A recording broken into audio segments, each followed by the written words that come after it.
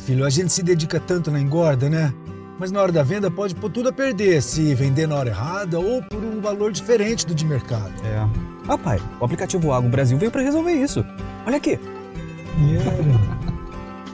Aqui, pai, os pecuaristas registram seus negócios todos os dias e a gente tem informação verdadeira para poder negociar melhor. Legal.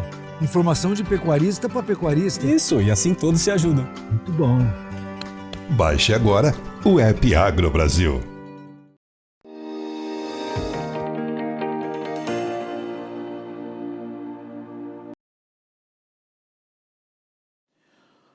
Olá, amigos do Notícias Agrícolas, estamos no ar com o nosso tradicional boletim de acompanhamento do mercado do boi. A Scott Consultoria está relatando para a gente que detectou aí uma pressãozinha nos preços da arroba e uma consolidação aí de compras em níveis um pouquinho menores daqueles que vinham sendo praticados no mercado. Quem traz mais detalhes para a gente sobre o que está acontecendo é o Rodrigo Queiroz, lá da Scott Consultoria, está aqui com a gente. Seja bem-vindo, Rodrigo. Obrigado pela participação mais uma vez conosco aqui no Notícias Agrícolas. Essa avaliação foi de hoje, Rodrigo? Essa redução que vocês detectaram aí aconteceu hoje, é isso? Bom dia, Alexandre. Bom dia a todos aí do Notícias Agrícolas. Exatamente, Alexandre. Hoje nós percebemos aí uma redução aí de R$2 aí por arroba, né? Isso no boi gordo cotado em São Paulo. Ou seja, o boi gordo em junho ele vinha praticamente estável, né? Sem muitas alterações. Houve uma subida ali em meados de junho e agora chegou em julho agora, no início de julho, o boi gordo recuou R$2 em comparação com o dia anterior, fechando hoje em R$315, preço bruto e a prazo. Isso significa o que, Rodrigo? Resultado do que, na verdade? Bom, Alexandre, na verdade, assim, nós observamos que agora, né, no início de julho, mas tendo, na verdade, uma maior oferta mais para agosto, setembro, mas já começamos a observar uma oferta maior de boi de coxo, fazendo com que houvesse uma certa pressão aí nas cotações do boi gordo. E fora isso, né, paralelo a isso também, houve uma pressãozinha em relação ao clima, né, com esse frio aí que está pegando praticamente aí todo o país.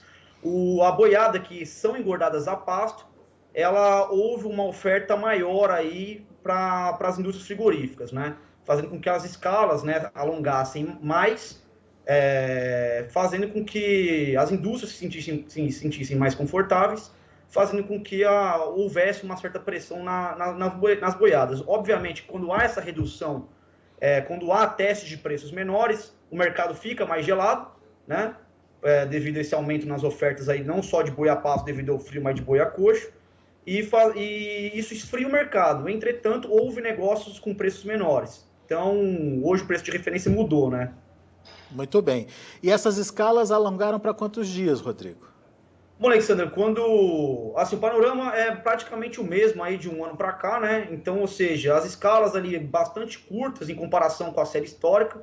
Entretanto, ali, se a gente for pegar as escalas que vinham de 4, 5 dias em média, hoje a gente já fala em grande parte das indústrias em São Paulo em torno de 7, 8 dias. Então, ou seja, é um aumento significativo aí, né? Se for pegar ainda mais em proporção. Em dias, chegando de 7, 8 dias, as indústrias estão se sentindo mais confortáveis, né? Conseguindo negociar, conseguindo ter um poder de barganha maior frente ao pecuarista, fazendo com que conseguissem agora baixar R$2 por arroba no boi gordo. E esses R$315 que você citou aí, é o preço que se paga pelo boi de mercado interno. Essa mesma pressão está sendo vista também no boi para exportação, Rodrigo? Então, Alexandre, na verdade, assim, o boi para exportação em si não, né? Hoje a gente fala boi para exportação girando assim em torno de R$320, preço bruto e à vista. O boi para o mercado interno pode, estando hoje o preço de referência nosso 315, obviamente há negócios um pouco menores do que os valores de referência, podendo até no máximo chegar em 315, R$316. Isso obviamente vai depender da proximidade, né, do pecuarista ali, do produtor rural em relação às indústrias, quantidade de gado ofertado, qualidade do animal. Entretanto, para o boi para exportação não há essa tendência, esse viés de baixa, né? O principal motivo é devido às exportações, apesar das exportações terem recuado em volume, né, em volume em relação a junho do ano passado, o faturamento e o preço pago pela tonelada FOB comercializada foi maior esse ano. Então, ou seja, estamos ainda no ritmo aquecido, apesar desse recuo nas exportações em torno ali em torno de 6% mais ou menos. Porém, se a gente for pegar hoje o preço da tonelada FOB comercializada, aumentou 20,5%. Então, ou seja, o faturamento em si, ele aumentou 11,3% em relação a junho do ano passado. Ou seja, beleza, diminuímos o volume embarcado. Entretanto, ainda estamos em volumes bem altos, né, em ritmo bem aquecido, e a preço da tonelada FOB comercializada, que antigamente, em junho do ano passado, girava em torno de 4,3 mil dólares por tonelada, hoje já gira em torno de 5,1, 5,15 mil dólares por tonelada. O que você está querendo dizer é que talvez essa pressão que a gente viu acontecer no mercado interno, ela acabe não chegando para o boi de exportação, então. Exatamente, Alexandre. Muito bem. Agora, qual que é a sua perspectiva, a perspectiva de vocês da Scott Consultoria? É uma estabilidade de preços? Tem alguma tendência aí para a gente observar nos próximos dias?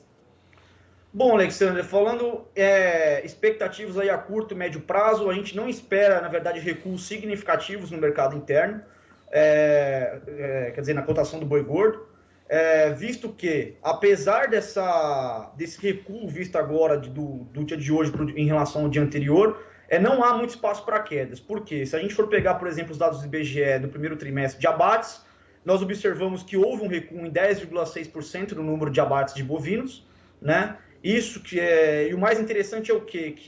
Isso foi uma prova, na verdade, nessa época que estamos vivendo de retenção de fêmeas, né? Então, ou seja, se a gente for pegar os dados do IBGE, houve um recuo de abate de bovinos em 10,6%, entretanto, o número de bovinos, ou seja, machos abatidos, foram praticamente iguais. E agora, se a gente for pegar, por exemplo, a vaca e a novilha, a vaca diminuiu aí 22%, a novilha 27%, em relação ao mesmo período do ano passado, ou seja, em relação ao primeiro trimestre de 2020. Ou seja, esse recuo que houve no número de abates foi puxado quase que único exclusivamente pelas fêmeas, isso aí dando um indicativo, ou seja, uma prova de que estamos num processo de retenção de fêmeas devido aos preços mais altos do mercado de reposição.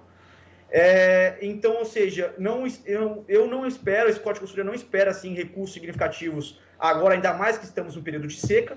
Obviamente, essa volatilidade baixa, ou seja, um recuo para cá, um aumento para lá, sempre vai ocorrer, né?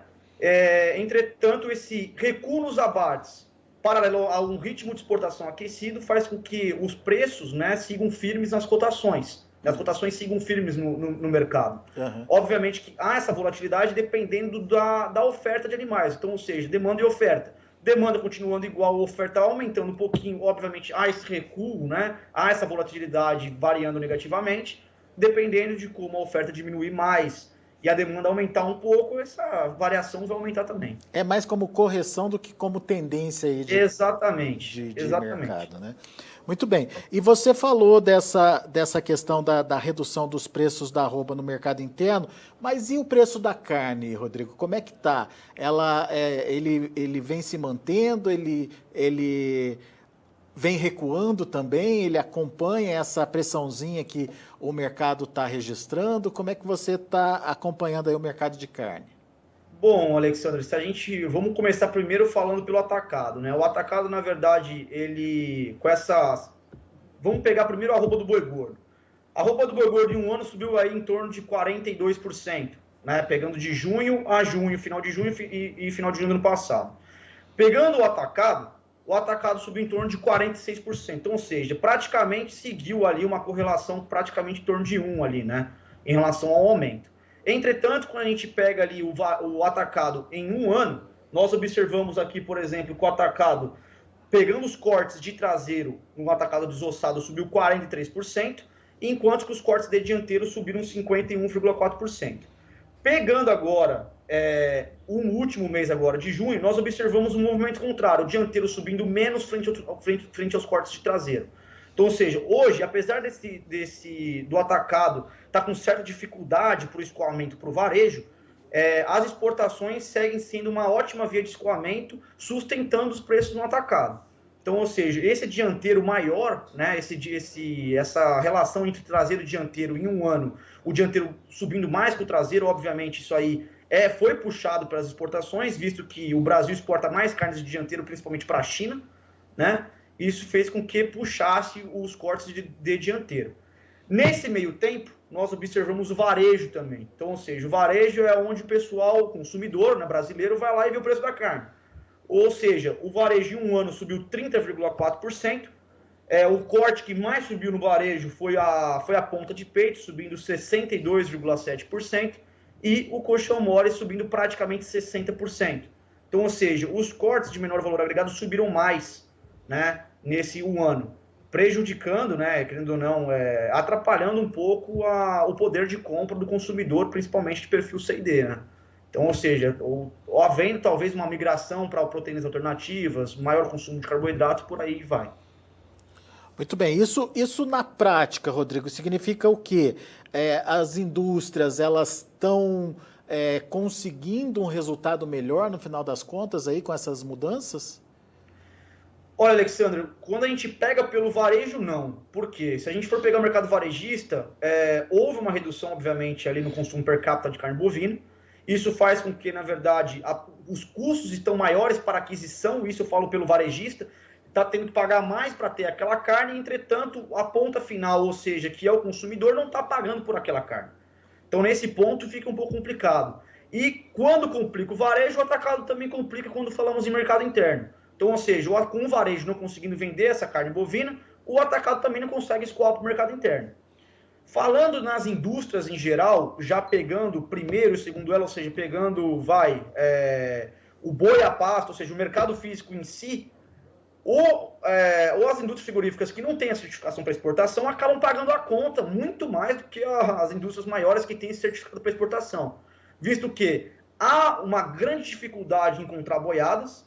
Houve uma redução, no ano passado já falávamos, na verdade, em redução do abate de bovinos, 2020 houve um recuo de praticamente 9% no abate de bovinos frente a 2019, então, ou seja, já existia essa certa dificuldade na aquisição de boiadas e hoje, olhando os dados do primeiro trimestre, vimos que recuou ainda mais. Então, ou seja, as indústrias que ficam à mercê somente do mercado interno estão com uma situação muito complicada, tendo que pagar mais por bovinos, certo? Disputando com grandes indústrias que têm um mercado pagador maior, visto isso pela demanda internacional, certo? Pagando mais por essas boiadas, independente do dólar ter dado uma recuada ou não, há uma demanda internacional ainda aquecida. E dessa maneira a gente vê um consumidor brasileiro, por exemplo, chegando ali e não conseguindo pagar. Ou seja, falamos uma taxa de desemprego de 14,7%, isso prejudica o poder aquisitivo da população, não conseguindo escoar para o mercado interno e as indústrias frigoríficas tendo que pagar mais por um boi, disputando com o mercado internacional, ou seja, só que tendo que vender para o mercado interno. Nesse mesmo tempo, o mercado interno não consegue suportar essas altas, focando agora em outras proteínas alternativas, como suíno e frango, e dessa maneira o mercado vai seguindo um pouco complicado para as indústrias que não exportam. Está pagando mais caro pelo boi, mas não está conseguindo repassar aí o valor para a carne. Exatamente, perfeitamente. Muito bem. E para as exportações está mais tranquilo, para as indústrias que exportam? Com certeza, Alexandre, porque assim, né, na verdade, junho agora, quando a gente pegava os dados da CSEX, por exemplo, havia um certo otimismo em relação a junho desse ano, em relação a junho do ano passado. Até a terceira semana de junho, o Brasil estava com embarques ali em volumes em torno de 7% maior em relação a junho do ano passado. Entretanto, chegou agora na última semana de junho, o Brasil diminuiu os embarques, como eu disse anteriormente. Dessa maneira, independente dos embarques diminuírem, o Brasil ele aumentou um faturamento devido ao preço por tonelada FOB comercializada maior. Então, ou seja, o mercado internacional, apesar do dólar ter valorizado agora, do real ter valorizado frente ao dólar, né, em comparação ali com o ano passado, o dólar chegando ali abaixo da casa dos R$5, voltando, obviamente, aí agora para 5,20, igual ontem, que nem voltou, devido à política externa e outros fatores em geral, rumores também políticos. Entretanto, o mercado internacional está pagando mais pela boiada, né? Pela carne bovina brasileira. Então, ou seja, junho fechou menor do que junho do ano passado em volume, entretanto, o faturamento aumentou 11,3%. Então, ou seja, isso é um ponto. O ponto principal é o faturamento, no final das contas, né? Então, em volume, o Brasil seguiu ainda no ritmo aquecido, exportando bastante carne bovina, em torno de 141 mil toneladas de carne bovina in natura. Entretanto, o ano passado exportamos 151 mil toneladas. Independente disso, o faturamento aumentou muito mais. Então, obviamente, devido ao preço comercializado no mercado internacional. Muito bem. Essa é a visão da indústria. Agora eu queria fazer uma provocação aí, desculpe, para a gente entender a dinâmica da produção do pecuarista, principalmente na visão do pecuarista invernista, né, que precisa ali fazer a sua reposição. Como é que foi esse comportamento aí? Seja no último ano, seja só nesse ano, como é que ficou essa relação aí entre boi magro, bezerro, enfim, o que vocês apuraram aí na Scott? Então, Alexandre, assim, né, que nem a gente falava, esse otimismo, né, essa atratividade no mercado, principalmente da engorda, ele teve, querendo ou não, um freio, né, devido aos preços do mercado de reposição, dos animais de reposição maiores e dos preços dos insumos também maiores, né. Analisando o mercado do boi gordo aí em 12 meses, vamos pegar primeiro do início do ano. Do início do ano, o boi gordo subiu praticamente 15%, 14,8% desde o início do ano. E o boi magro? O boi magro em São Paulo subiu 19%, então, ou seja, subiu mais frente à arroba do boi gordo. Pegando um comparativo de 12 meses, a arroba do boi gordo subiu 41,9% e o boi magro subiu 44,3%. Vamos pegar agora relação boi gordo e relação bezerro desmamado, certo? Comercial, Nelore. Mesmo comparativo, desde o início do ano, muito pior. Ou seja, em comparação, a arroba do boi gordo subiu 15%, bezerro desmamado subiu 27,7%. E chegando agora, em um comparativo de um ano, o bezerro desmamado subiu 43% e o boi gordo praticamente 15%. 42%. Então, ou seja, obviamente em um ano ficou praticamente uma subida igual, puxando um pouco mais para o bezerro desmamado. O boi magro subiu mais do que os dois no comparativo anual. Desde o início do ano, quem subiu mais foi o bezerro.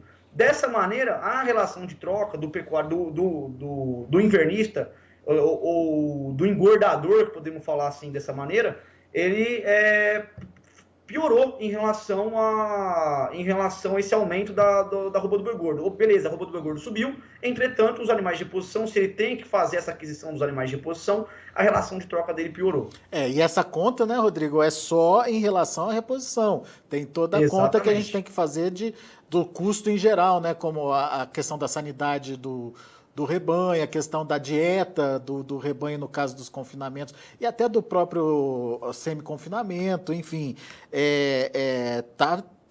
não é só olhar o índice final e analisar aí que teve uma evolução significativa, óbvio, mas o custo também aumentou bastante, né? Exatamente, Alexandre. Um ponto importante é o quê? Pro confinador ou pro semi-confinador que ele faz a aquisição desses animais de reposição, os animais de reposição que no custo gira em torno de 70% do custo dele é a compra desse animal, certo? É a compra, se ele não faz a cria, por exemplo, desses animais, ele tem que comprar essa cria de outra propriedade rural, por exemplo, e fazer a aquisição desse animal. O custo desse produtor, somente com a aquisição da cria, gira em torno de 70%, mais ou menos, variando de 60% a 80%, uma média 70%.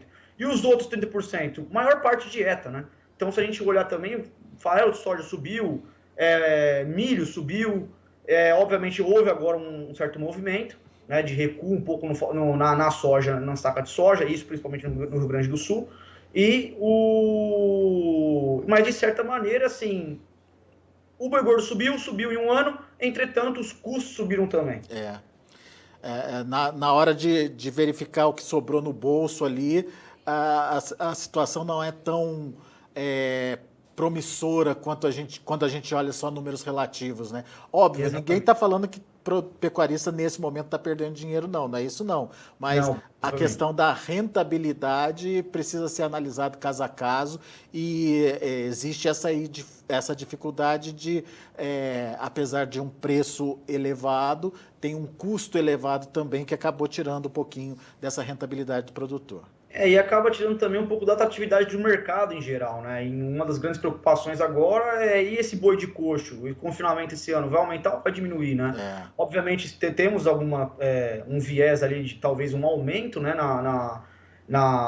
no confinamento esse ano. Entretanto, alguns dados, como por exemplo o IMEA, já mostrou que em 2020 houve um recuo aí no gado confinado, né?